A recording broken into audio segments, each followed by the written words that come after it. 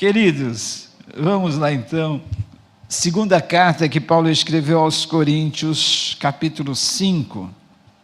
Segunda carta que Paulo, o apóstolo, palavra linda que o Senhor colocou no meu coração, edificou a minha vida e eu tenho certeza que vai edificar a sua vida também. Segunda carta aos Coríntios, capítulo 5, os versículos 14 e 15. Segunda carta aos Coríntios 5, 14 e 15. Está aí, olha. Segundo aos Coríntios 5, 14 e 15, nos diz exatamente assim. Eu vou ler aqui. Pois o amor de Cristo nos constrange, porque estamos convencidos de que um morreu por todos, logo todos morreram. E ele morreu por todos, para que aqueles que vivem já não vivam mais para si mesmos, mas para aquele que por eles morreu e ressuscitou. Vou repetir o versículo 15. E ele morreu por todos, para que aqueles que vivem já não vivam mais para si mesmos,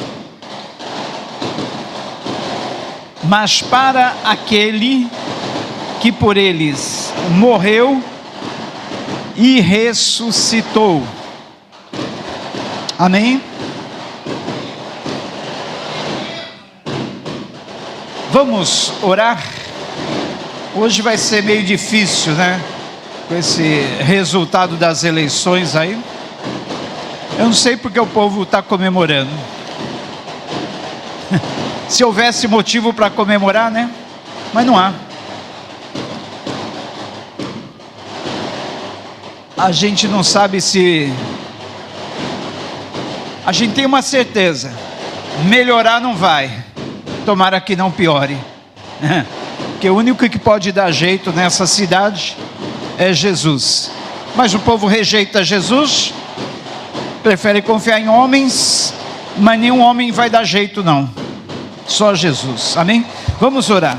Senhor Deus, nós queremos te agradecer, porque o teu amor nos constrange, Senhor. Nós queremos te louvar, porque tu estás acima de tudo e de todos. Tudo vem de ti e tudo é para ti, Senhor. Que nós possamos não viver para nós mesmos, mas vivemos para ti, Senhor. Porque tu não teve reservas em entregar a sua vida, mas tu a deu sem reservas, totalmente para nós. E agora cabe a nós, Pai, que nós não venhamos a viver para nós mesmos, mas para ti, Pai. Obrigado pelo teu grande amor que nos constrange. Obrigado pela tua graça. Obrigado pela tua misericórdia, Pai. Obrigado pelo teu amor, Senhor. Abençoa a nossa cidade. Abençoa o nosso querido Brasil. Nessas horas, ó Pai, muitas cidades já sabem quem serão seus prefeitos, seus administradores, seus vereadores. E nós pedimos a ti, Pai, que tu venha dar a cada um que foi eleito sabedoria, graça, um coração que esteja na tua direção, um coração, Senhor, que seja aberto para os projetos que venham de ti, Senhor. Um coração que esteja disposto, Pai, a receber de ti a sabedoria e pedir que tu venha dar direção. Abençoa o nosso querido Brasil, Pai. Tira esse país da corrupção, livra de todo mal, de tudo aquilo que não provém de ti. Abençoa, Senhor, para que os governantes possam ser conduzidos pela tua mão e essa nação venha a ser conhecida como uma nação bem-aventurada que teme o teu nome, Senhor. Nós oramos pela nação de Israel. Sabemos que a nação de Israel passa por momentos difíceis. Ela está sendo atacada, Senhor, e precisa se defender. defesa, a proteção dela é tu, Senhor, sempre foi. Então, Senhor, que um muro de fogo esteja protegendo Jerusalém, esteja protegendo Israel, esteja livrando de todos os ataques dos inimigos, esteja dando graça, bom êxito, esteja dando sucesso nas operações de defesa, que aquela nação, Pai, possa prosperar. Tudo aquilo que o inimigo tem levado, Senhor, seja dado a eles retribuído milhares, milhões de vezes mais. Assim nós oramos pela nação de Israel, em nome de Jesus. Queridos, era o ano de 1924 e ocorriam as Olimpíadas na França, 1924. Um corredor especialista nos 100 metros rasos, chamado Eric Liddell, era o grande favorito para vencer aquela Olimpíada e conseguir uma medalha de ouro para a nação americana. Ele iria disputar os 100 metros rasos. Ele era um cristão. E quando ele soube do calendário, do cronograma da prova, ele descobriu que aquela prova cairia num dia de domingo. E para a surpresa de seu treinador, para a surpresa de seus fãs, para a surpresa de todos aqueles que acompanhavam as Olimpíadas, ele disse: eu não vou disputar esta prova, porque esta prova cai num dia de domingo, e o dia de domingo eu consagro para o meu Senhor. O dia do domingo para mim é de Deus, e eu não vou disputar essa prova. Todos tentaram fazer com que Eric Liddell voltasse atrás, recuasse, mas foi em vão. Foi-lhe dada a oportunidade de disputar uma outra prova no lugar daquela, uma prova que seria na segunda-feira, uma prova dos 400 metros rasos, mas era uma prova para a qual ele não tinha tanta habilidade como nos 100 metros rasos, e ele se esforçou. Ele tinha um estilo de corrida que era bem interessante. Ele jogava a cabeça para trás, levantava os ombros e corria. Ele mesmo dizia assim: quando é dado o tiro para iniciar a corrida, eu lanço minha cabeça para trás, ergo meus ombros, e naquele momento em diante eu só confio em Deus, que Ele vai me dar forças, que Ele vai me dar capacidade, que Ele vai me dar habilidade. E quando eu corro para Deus, eu corro sentindo Deus, o ar que entra nos meus pulmões, que eu inalo e que eu respiro, eu digo: Senhor, eu recebo esse ar, Senhor, a minha vida é para Ti, Senhor, o meu respirar é Teu, Senhor, a minha vida é Tua, Senhor, a minha carreira é Tua, Senhor, minhas medalhas, meus troféus são tudo Teu, Senhor, eu corro para Ti. E ele corria sentindo Deus. Ele corria sentindo que era Deus quem o impulsionava a cada metro de cada corrida que ele disputava. E, para a surpresa de todos, ele não disputou os 100 metros rasos, que era a sua habilidade, mas ele foi recordista também e ganhou medalha de ouro nos 400 metros, que não eram a sua habilidade. Detalhe, queridos, no momento que ele foi disputar aquela prova, um colega seu colocou nas suas mãos um bilhete. Naquele bilhete estava o versículo que se encontra no primeiro livro de Samuel, capítulo 2, versículo 30, que diz assim: eu honrarei os que me honram, mas aqueles que me desprezam serão tratados com desprezo. Honrarei aqueles que me honram, mas aqueles que me desprezam serão tratados com desprezo. Olha só que interessante, queridos. Deus honra aqueles que o honram, mas Deus pode tratar com desprezo aqueles que o desprezam. Eric Liddell, ele honrou o Senhor, Ele disse: não, o domingo é para o Senhor. Abriu mão, ele abriu mão de algo que com certeza iria lhe trazer uma medalha, mas ele ganhou uma medalha maior e que valia muito mais. Eric Liddell, ele acabou se tornando o protagonista de um filme que foi lançado logo após esse evento. O filme se chama Carruagens de Fogo. Quantos já assistiram? É aquele rapaz que corre no filme Carruagens de Fogo. Ele é o protagonista dessa história. Ele realmente vivenciou esse versículo que nós acabamos de ler, da segunda carta aos Coríntios 5:15. O que diz lá? Segunda carta aos Coríntios 5:15. Ele, como o apóstolo Paulo, descobriu o seguinte: que se Cristo deu a vida por nós, nós também devemos viver para Ele, vivemos inteiramente para a glória dEle.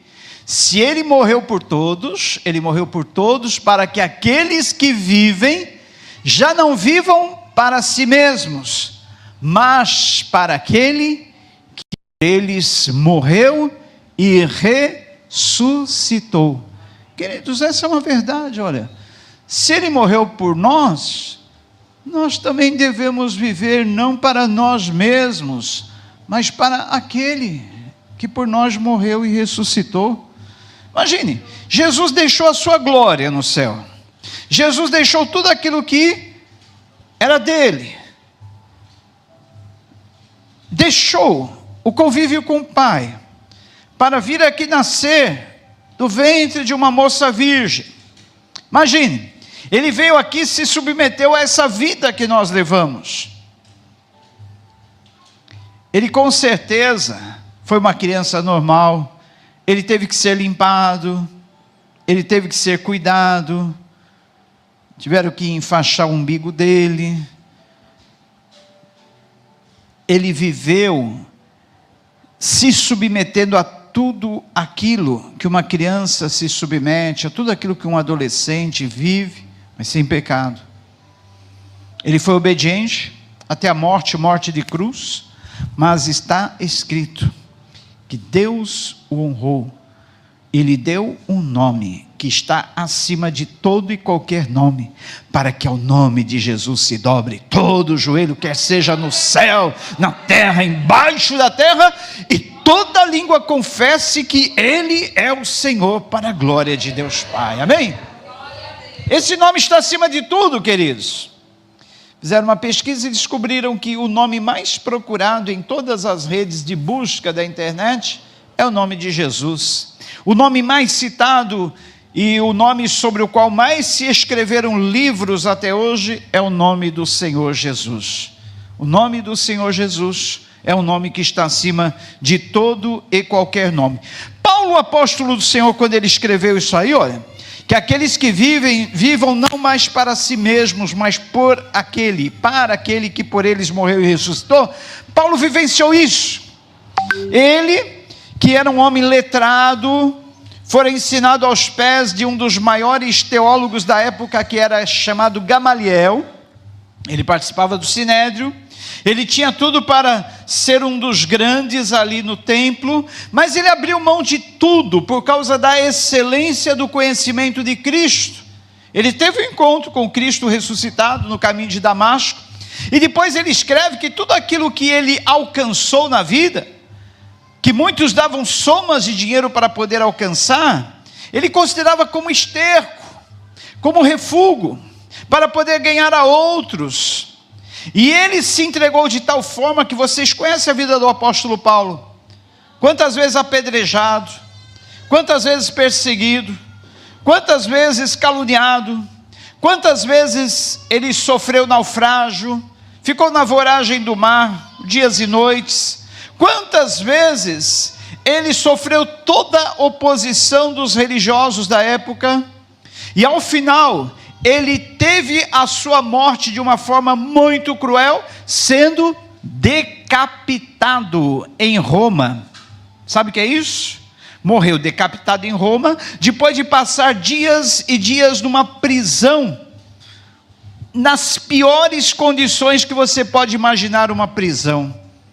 Eu vi esse lugar, um lugar de teto baixo, um lugar muito úmido, da qual ali as pessoas só saíam mortas ou leprosas, ou tuberculosas. Era um lugar horrível, sem ventilação, muito úmido. Era um lugar que havia, enfim, as piores condições que você possa imaginar de uma prisão. E ele vivia ali, acorrentado, ele vivia ali preso, mas ele cumpriu exatamente esta palavra. Ele não estava vivendo para ele mesmo, mas por aquele e para aquele que morreu e ressuscitou por ele. Será que nós temos vivido para aquele que deu a vida por nós? Temos vivido para ele? Essa é uma pergunta que eu faço para você. Não precisa responder em voz audível, mas pense e reflita: será que a minha vida tem sido para aquele que morreu e ressuscitou por mim? Repare como morreu cada um dos apóstolos. Eles também vivenciaram essa palavra. Os apóstolos todos, com exceção de João, morreram martirizados, cumprindo a palavra de Jesus em Atos 1:8. Mas recebereis poder ao descer sobre vós o Espírito Santo, e sereis minhas testemunhas, quer seja em Jerusalém, Judeia, Samaria e até os confins da terra. Essa palavra mártir, aliás, testemunha no grego quer dizer mártir. A palavra testemunha vem do grego martírios, que é mártir. Então, ser testemunha de Jesus é ser um mártir, é estar disposto a ter a vida entregue por ele. E os discípulos, cada um deles vivenciou essa palavra no coração. Para vocês terem uma ideia, diz a tradição que Pedro, ele morreu crucificado de cabeça para baixo, porque ele não queria ter a mesma morte, não se achava digno de ter a mesma morte que o Senhor Jesus. Então ele pediu que o crucificassem de cabeça para baixo. André foi martirizado e morto na Grécia. Diz a tradição que enforcado numa oliveira. Tiago foi morto por Herodes. João, o único que morreu de uma forma meia que natural, mas forçado a trabalhos pesados lá na ilha de Pátimos, ele teve uma certa vez uma tortura, que foi ser lançado num grande tacho de óleo fervendo, e ele sobreviveu, mesmo sendo lançado num grande caldeirão de óleo fervente. Ele milagrosamente não sofreu queimaduras. Aí os soldados romanos, os oficiais, vendo que não tinham como tirar a vida dele, mandaram ele para a ilha de Pátimos, para ele ser forçado a trabalhos pesados para o resto da vida. Diz que Bartolomeu foi posto num saco e lançado no mar. Tomé foi morto na Índia. Tiago, apedrejado pelos judeus. Simão, morto na Palestina. E o próprio apóstolo Paulo, decapitado em Roma. Paulo, logo após ele entregar a sua vida a Jesus, viver para ele, ele escreveu em Romanos capítulo 12, versículo 1 e 2, rogo-vos, pois, irmãos, pelas compaixões e misericórdias de Deus, que apresenteis os vossos corpos em sacrifício vivo, santo e agradável a Deus, o que é o vosso culto racional. E não vos conformeis, não tomeis a forma desse mundo, mas transformai-vos pela renovação do vosso entendimento, para que saibais qual a boa, perfeita e agradável vontade de Deus. Olha só, queridos, o apóstolo Paulo, ele vivenciou isso, ele viveu isso na sua pele. Ele sabia que aqueles que foram alcançados, constrangidos pelo amor de Deus, não deveriam mais viver para si mesmos, mas para aquele que morreu, ressuscitou, dando a vida por nós. Que amor é esse que Paulo fala no versículo 14 de 2 aos Coríntios 5? Um amor que nos constrange. O amor de Deus é tão constrangedor que uma certa vez eu ouvi uma ilustração sobre o amor de Deus, eu guardei para sempre essa ilustração, eu gosto sempre de contar. O pregador dizia: olha, se toda essa água do mar que a gente vê aí nos oceanos fosse transformada em tinta, se todo esse céu que nós temos acima de nós fosse transformado numa grande tela de pintura, se todas as árvores e todos os bosques fossem transformados em pincéis, se todos os homens fossem transformados em pintores, mesmo assim, com todos esses recursos, seria impossível nós demonstrarmos num quadro, numa tela, a grandeza, a beleza, a imensidão, o tamanho do amor de Deus que excede todo o nosso entendimento. Paulo, ele disse mais, ele queria compreender a largura, a extensão, a profundidade, a altura desse amor, mas ele não conseguia compreender. Que amor é esse? É o amor que o Pai tem por você, ao enviar o seu Filho Jesus, para morrer como substituto teu. É o amor que Jesus teve em deixar a sua glória, em viver nesse mundo, por amor a nós. Que amor é esse? Um amor que nos constrange, que nos deixa sem palavras, um amor que faz com que a gente sinta até vergonha de nós mesmos, por não corresponder a esse amor. Não é verdade? Pense, quanto que nós conseguimos corresponder a esse amor de Jesus? O mínimo que nós poderíamos fazer, era viver para Ele, não é verdade? Como nós lemos aí no versículo inicial. Mas será que nós estamos verdadeiramente vivendo para Jesus? Será? Será que nós estamos colocando os nossos desejos, nossos interesses, nossos planos, nossos ideais, nossas aptidões antes de Cristo? Antes da vontade dEle? Olha, eu fico pensando o seguinte, diz que no mundo todo morrem 55 milhões de pessoas por ano. 55 milhões de pessoas por ano. 151 mil pessoas por dia. 6.316 por hora. 105 pessoas por minuto. E 2 pessoas a cada segundo. Se a gente contar 1, 2, 3 segundos, já morreram 6 pessoas no mundo. Os mais diversos tipos de morte. Quantas dessas pessoas tiveram chance de ouvir falar do amor de Deus, de ouvir falar do amor de Jesus? Quantas pessoas passaram pelo teu caminho hoje? Será que você pegou um desses folhetinhos que a gente deixa aí ali à disposição, na mesa ali atrás? Será que você estava com um folhetinho desse no bolso? Entregou para a pessoa? O Vitor, que pegou o Uber comigo hoje, de Santos para cá, ou, aliás, de Santos para da rodoviária de Santos para Catraia, né? Ele viu, sempre tenho na bolsa um folhetinho, e se eu não posso falar de Jesus, para o motorista do Uber, pelo menos eu deixo um folheto.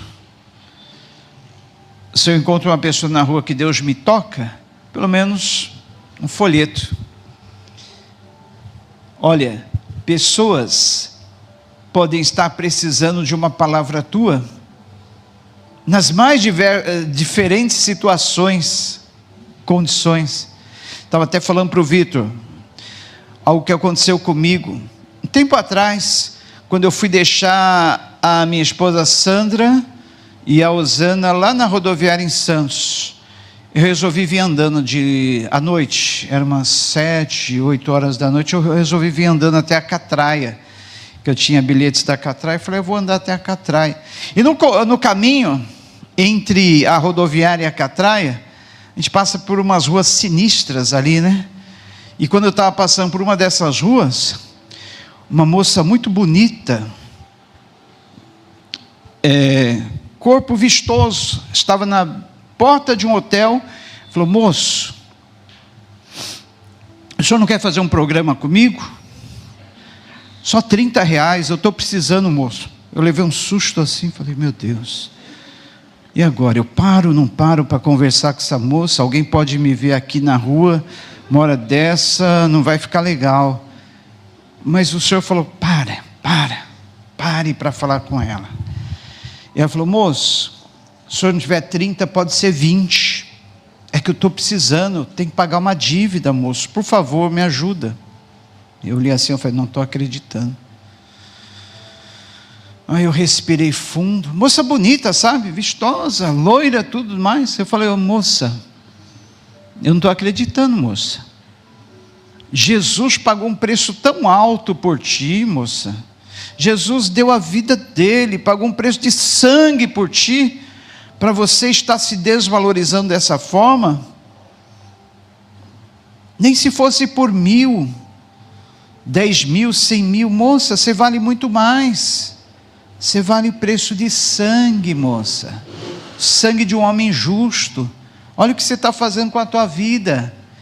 A moça ficou assim, calada. Eu vi que os olhos dela se turbaram, ela ficou muito perturbada. E ela disse: eu sei de tudo isso, eu sei. E eu percebi que aquela moça era uma cristã que havia se desviado, que ela sabia de tudo aquilo. Eu sei, mas as circunstâncias da vida me levaram a isso.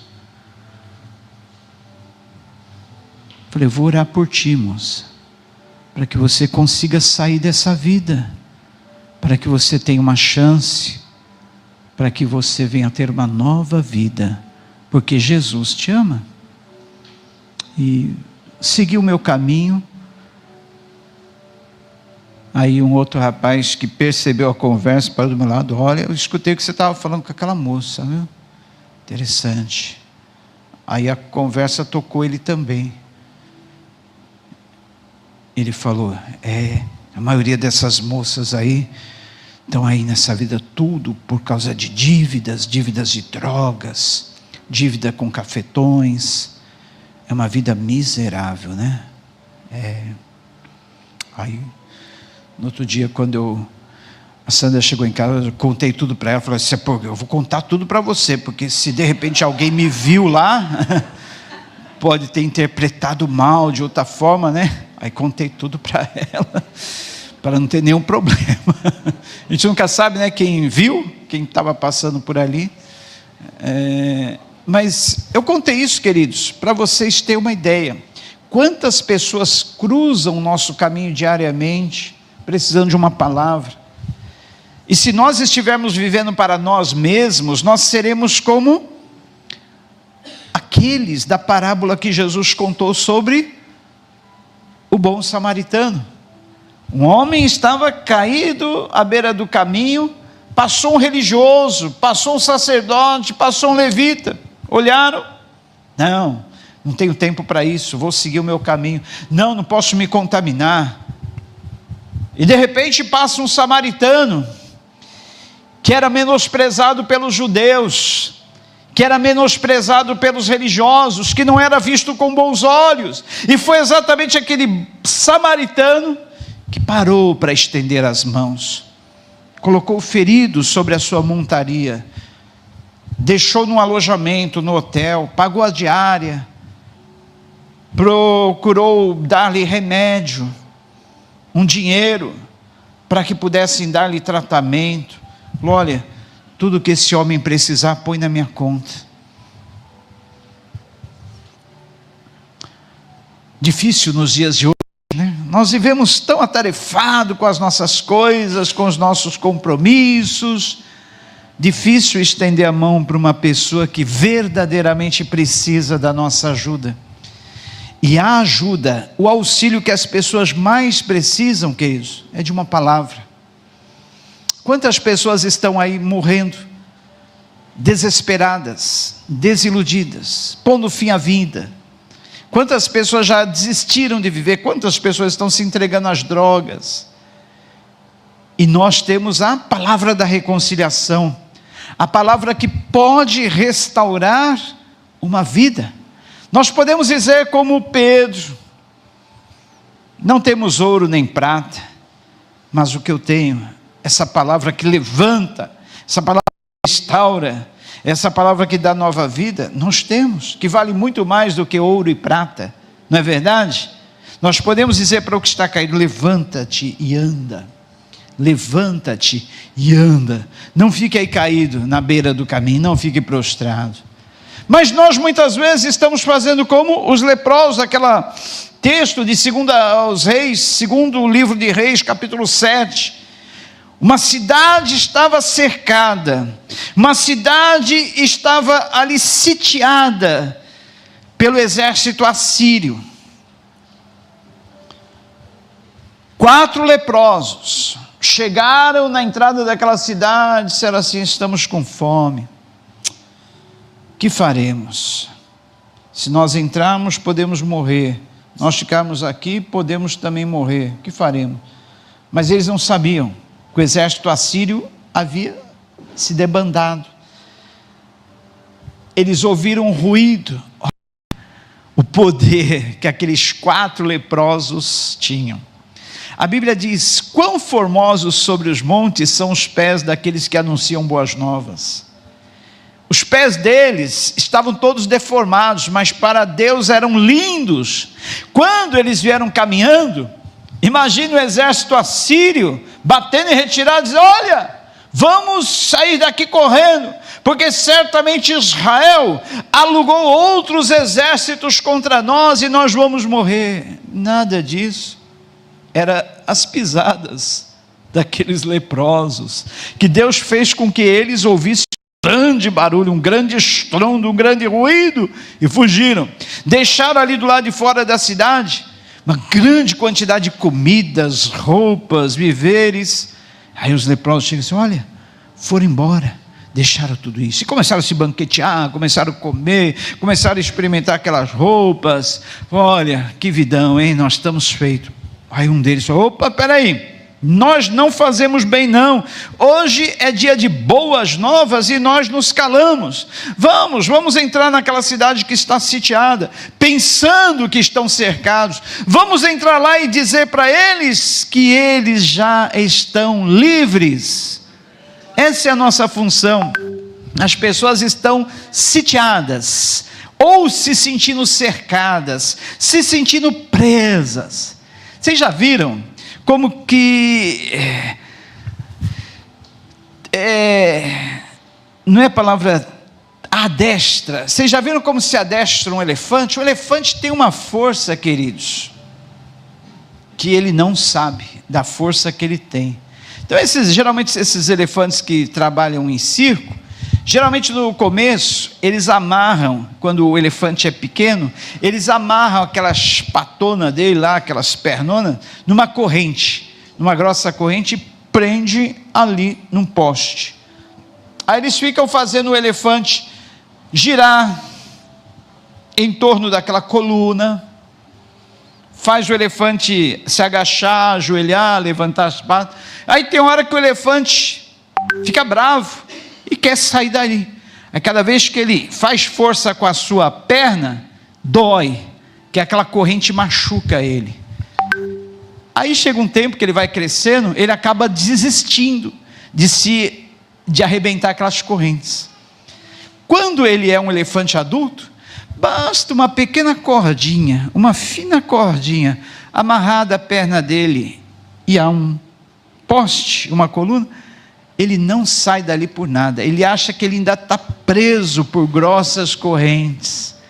Aí o domador, o adestrador, faz o que quer com ele. Vamos lá, elefante, gira, vamos, elefante, fica ajoelhado, levanta as patas, agacha, e ele não sai dali. Se ele soubesse que ele está livre, que aquela fina cordinha já não mais prende ele, ele não agiria dessa forma. As pessoas no mundo estão assim, elas acham que estão presas, elas acham que não tem mais condições de sair do domínio de Satanás. Mas na verdade, elas já estão livres do império das trevas, porque o reino da luz já está sobre esse mundo. O reino da luz está entre nós. E as pessoas só precisam saber que elas estão livres, que Cristo, nosso libertador, veio para trazer nova vida. As pessoas só precisam se conscientizar disso. E quem é que vai conscientizar essas pessoas? Nós que temos o ministério da reconciliação. Nós que temos a palavra de libertação. Conhecereis a verdade vos libertará. João 8,32 disse Jesus. Conhecereis a verdade vos libertará. É a verdade que liberta. É saber que estão livres, que não precisam mais ficar presas aos vícios, que não precisam ficar presas às cadeias da depressão, da angústia, da solidão, que não precisam mais ficar presas à prostituição, que não precisam mais ficar presas à devassidão, que não precisam mais ficar presas a toda essa imundícia que está sobre o mundo aí. Mas as pessoas não sabem, e nós temos essa palavra da libertação. Será que nós estamos vivendo para cumprir a nossa missão aqui na terra? E qual foi a missão que Jesus destinou a cada um de nós? Ele disse assim, lá em Mateus capítulo 28, os últimos versículos: todo poder, toda autoridade me foi dada no céu e na terra. Vão, pois, façam discípulos de todas as nações, batizando-os em nome do Pai, do Filho e do Espírito Santo, ensinando-os a guardar todas as coisas que vos tenho ordenado, e eis que eu estou convosco todos os dias até a consumação do século. Olha só, Jesus falou que todo poder, toda autoridade foi dado a Ele, e Ele estava transferindo essa autoridade, esse poder para nós irmos pelo mundo e fazermos discípulos dEle. Olha, você não imagina o poder que você tem. Nós não imaginamos o poder que nós temos. Se todo o poder foi dado a Jesus, toda a autoridade, Ele investiu a gente desse poder e dessa autoridade. Nós só temos uma leve consciência desse poder quando Ele se manifesta em nós. Gente, nesses 35 anos de ministério, eu perdi a conta de quantos confrontos com demônios, com potestades. Em todas elas eu vi Jesus vencendo. Nunca vi uma derrota de Jesus. Em todas elas. Gente forte, gente alta, gente de todo tipo. Eu falei, meu Deus, se não for o poder de Deus na minha vida, eu nada poderia fazer. Já estaria morto. Mas nenhuma dessas pessoas, tomadas por legiões, tinham condições de encostar um dedo em mim. Toda vez que iam encostar, iam querer fazer alguma coisa, as mãos ficavam como que amarradas atrás. Olha, é verdadeiro isso que Jesus disse: todo poder e autoridade me foi dado no céu e na terra. Eu estou transferindo esse poder, essa autoridade para vocês irem fazer discípulos em meu nome, batizando-os em nome do Pai, do Filho e do Espírito Santo, ensinando-os a guardar todas as coisas que vos tenho ordenado. E a minha promessa é: eu vou estar com vocês todos os dias, até a consumação dos séculos. Olha, queridos, nós temos a capacitação, poder, autoridade, presença de Jesus, companhia dele, todos os dias da nossa vida. E o que nós estamos fazendo com tudo isso? Estamos nos calando? Aqueles 4 leprosos disseram: olha, hoje é dia de boas novas, e nós nos calamos. Podemos ser defeituosos, podemos ser cheios de lepra, mas negligentes nós não vamos ser, não, negligentes jamais. Vamos fazer aquilo que cabe a nós fazermos. A voz de Jesus ecoa hoje pelos 4 cantos do universo. Tantas pessoas morrendo, E muitas delas nunca tiveram a oportunidade de ouvir o Evangelho. E nós temos essa palavra de reconciliação. Queridos, essa palavra tão simples, tão breve, tão curta, Deus colocou no meu coração para trazer para vocês, para trazer para nós. Eu fiquei pensando, meditando nesse texto que diz assim: porque o amor de Cristo nos constrange. Se um deu a vida por nós, nós devemos também viver por aquele que morreu, ressuscitou e deu a vida por nós. O que nós estamos fazendo? Curvamos nossas cabeças agora, vamos parar, pensar, refletir. Temos vivido para Cristo ou temos vivido para nós mesmos? Tem até um cântico do Fruto do Espírito da década de 90 que diz: não quero viver para mim mesmo, mas quero servir e amar a Deus.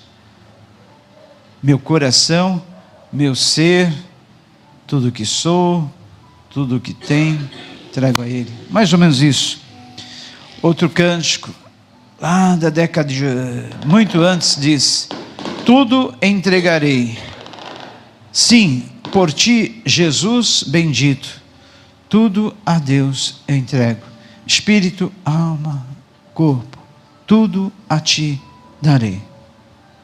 Queridos, quão longe a nossa vida está dos discípulos e apóstolos de Jesus, quão longe muitas vezes a nossa vida está de um verdadeiro cristão, quão longe a nossa vida está de uma vida de entrega, de renúncia. Mas vamos fazer agora um pacto com o Senhor. Vamos dizer que a nossa vida é dele, o que temos, o que somos. Queridos, nunca é demais entregarmos tudo a Ele. Ele entregou tudo por nós, Ele deu a sua vida por nós, Ele morreu por nós. O que é demais entregar a Ele? Às vezes, nós ficamos negando até estarmos um dia da semana no culto, 2 dias então, é muito, é demais.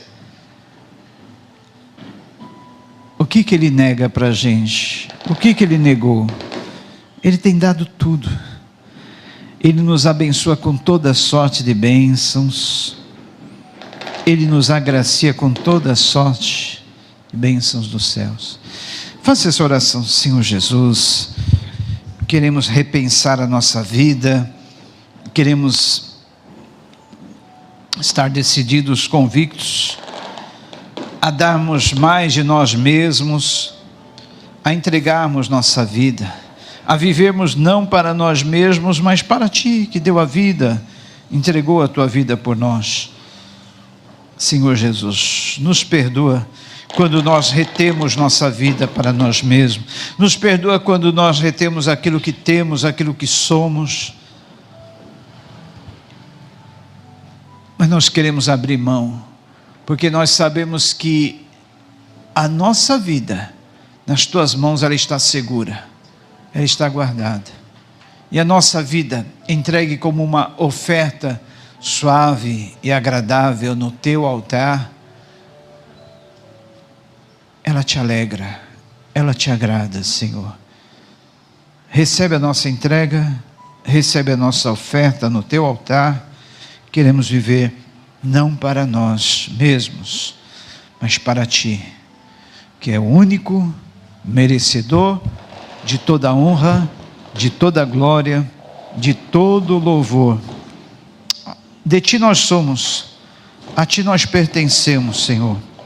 E tudo aquilo que nós temos, tudo aquilo que nós somos, nós queremos dedicar a Ti, Senhor. Ajude-nos a cumprirmos aquilo que Tu pediu para cumprirmos, irmos pelo mundo, falarmos do Teu amor, enquanto estamos caminhando, enquanto estamos conhecendo pessoas, enquanto estamos nos deparando com pessoas caídas ao nosso lado, que nós possamos pensar, meditar, refletir nesse teu grande amor. Obrigado, Senhor. Obrigado, Senhor. Obrigado, Senhor. Obrigado pelo teu amor. Obrigado. Que amor é esse? Um amor que nos constrange. Um amor que nos prende com cordas, com laços de amor, a ponto de a gente não entender como nós, sendo tão pecadores, tão maus, como nós que desprezamos tanto a Jesus, como nós que ouvíamos falar dessa graça tão sem par, e Ele nunca desistiu de nós, e nunca desiste. Ele foi lá no profundo abismo que nós estávamos, esticou a mão dele de amor, para nos resgatar, e hoje estamos aqui, ainda teimamos a querer viver para nós mesmos. Calamar, ai, deixe-me clamar na paz. Mas Senhor Jesus, lembrando da tua morte tão dolorosa por nós, nós queremos, Senhor, meditar, refletir e repensar na nossa vida, pois a sua morte foi muito dolorosa, sua morte custou muito por nós. Por isso nós queremos relembrar dessa morte nessa noite, partindo esse pão, tomando desse cálice, para lembrarmos que tua morte doeu. Tua morte não foi uma simples morte, mas foi uma morte da mais dolorosa, morte de cruz, morte agonizante. Por isso nós queremos, Senhor, lembrarmos de Ti, nesse ato que o fazemos em obediência a Ti. Pois o amor de Cristo nos constrange. Que amor é esse? Amor que nos constrange, porque estamos convencidos de que um morreu por todos, logo todos morreram, e ele morreu por todos, para que aqueles que vivem já não vivam mais para si mesmos. Ele morreu e nós vivemos. Não é demais vivermos para Ele, né? Ele deu a vida por nós, Ele morreu por nós. Ele só quer que vivamos para Ele. Olha só. Não é uma boa troca? Ele morreu por nós para vivermos para Ele. Olha só. E que privilégio vivermos por aquele que deu a vida por nós. Ele merece. Pense em cada gota de sangue que caiu do Senhor Jesus. Pense em cada ferimento, em cada ultraje, em cada ofensa, em cada tristeza. E Ele fez tudo isso por amor a mim e a você. Que amor é este? Pense um pouquinho nesse amor. Pense em como Ele te ama. Se Deus deu a vida do seu Filho por nós, o que Ele tinha de mais precioso, o que Ele não pode dar a você? Como que Ele não nos dará também todas as coisas? E de graça. Gente, nós temos tudo ao nosso dispor. Mas veja, Ele honra aqueles que o honram, aqueles que vivem para Ele. Aqueles que vivem para Ele têm tudo com Ele. Agora, se nós retermos a nossa vida para nós mesmos, não teremos. Participe desse ato que nós abençoamos agora, o pão e o vinho. Participe como se realmente você estivesse recebendo a vida de Jesus na tua vida e devolvendo a Ele, entregando a Ele, com tudo que você tem, com tudo que você é. Coloque agora a sua vida em Jesus. Misture-se com Ele, que a vida dele na tua vida e a tua vida na vida dele seja uma coisa só. Estejamos ligados nele como ligados na videira. Tomai e comei dele todos, em nome de Jesus. Existem coisas na nossa vida, áreas na nossa vida, que são mais difíceis de entregar, é ou não é? Coisas que nós queremos segurar, coisas que nós queremos reter, mas nesse momento, nessa oração agora, essa oração final, vamos entregar tudo aquilo que Jesus está requerendo de ti. Entregue, pois quando há uma entrega, há um milagre. Quando há uma entrega, lembra? Salomão entregou 1000 holocaustos ao Senhor. Quanto ele recebeu? Quando nós entregamos aquilo que nós queremos reter, porque é impossível reter, um grande milagre acontece. Eu quero profetizar um grande milagre na tua vida, ainda essa semana, através dessa entrega que você está fazendo agora.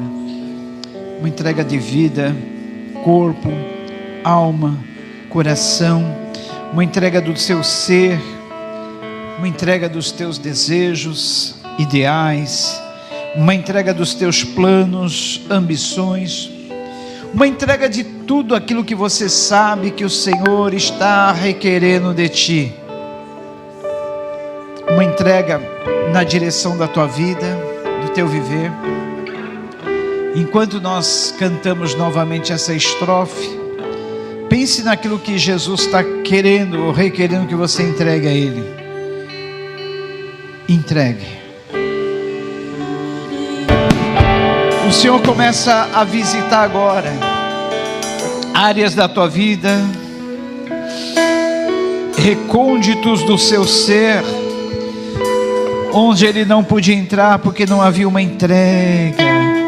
Mas agora, através dessa entrega, dessa renúncia,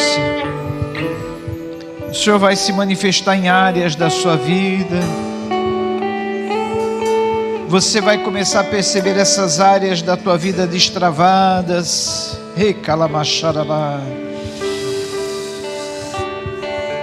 Essas áreas da tua vida dando frutos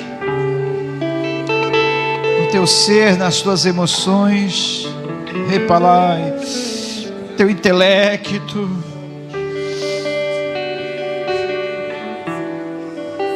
na área ministerial da tua vida. Receba a visitação do Senhor nessas áreas e recônditos da tua vida que estavam fechadas, estavam travadas. O Senhor agora começa a entrar. Sinta o fluir do Espírito Santo nessas áreas da tua vida. Sinta a presença forte do Espírito Santo nessas áreas. Deixa Ele se manifestar. Deixa o Espírito Santo falar através da tua vida. Deixa Ele fluir. Olha aí a graça do Espírito Santo. Recantalamanai. Dele palas, deflai. Elerolan. Hashem. Kadosh. Kadosh. Elolam, Shamanai, deixa. É o Senhor Shebot. Olha, vocês pensam que foi fácil para Abraão entregar o único filho dele naquele altar? Ver todos os planos frustrados, Te palai flap. Doeu. Necambala neches. Neclafanachanashriblan. Ali ele viu tudo ir por água abaixo. Senhor, meus planos e tuas promessas. Senhor, o que será? Doeu, foi doloroso. Aqueles dias de caminhada, a lenha nas costas, o cutelo afiado, o olhar do filho dele que ele jamais iria ver. Mas quando Deus se manifestou ali naquele altar, é no altar da entrega que o Senhor se manifesta na nossa vida. É quando nós colocamos no altar que Ele vem e se manifesta. Ele se manifestou ali. Eu falo: olha, Abraão, eu não só tenho provido para você o cordeiro para o sacrifício, mas provido tudo aquilo que você nunca imaginou na tua vida. Por você não ter se negado, entregado a mim, o único filho que você tinha, Abraão, eu vou te dar uma descendência tão numerosa quanto as estrelas do céu, a areia do mar, o pó da terra. Teu nome será poderoso na terra, Abraão. Teu nome será famoso. Abraão, você vai ser conhecido como amigo de Deus, Abraão, porque você não reteve. Olha quanto privilégio na vida de Abraão, meus queridos. Isso acontece quando a gente entrega tudo no altar.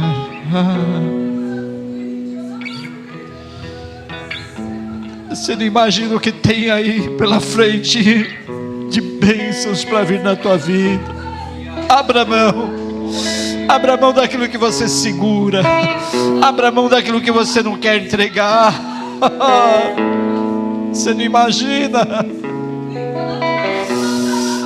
imagina quanta bênção que até agora estava retida virão sobre a tua vida.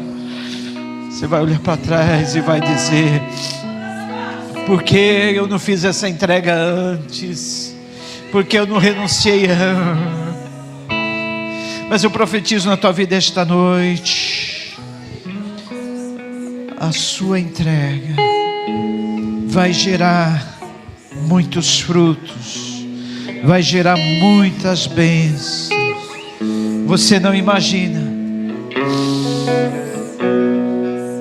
Última oportunidade nessa noite. Entregue a Deus.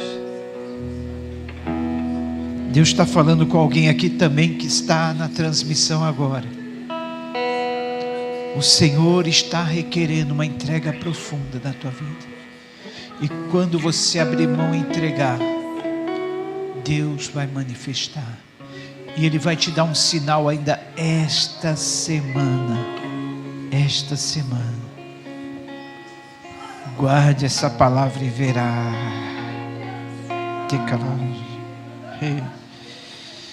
Kadosh, Kadosh, Kadosh. Kadosh, Kadosh, Kadosh. Adonai, Elohim, Shebaot. Kadosh, Kadosh, Kadosh. Adonai. Amém. Aplauda ao Senhor bem forte. Aplauda ao Senhor. Aplauda ao Senhor. Aleluia. Senhor, muito obrigado por tudo. Recebe a entrega de cada um que fez a dedicação da sua vida no teu altar. Senhor, oramos para que o sobrenatural se manifeste nessas vidas, Senhor, agora nos próximos dias, e eles vejam que toda entrega no altar tem um resultado, toda entrega no altar tem uma resposta tua, Senhor.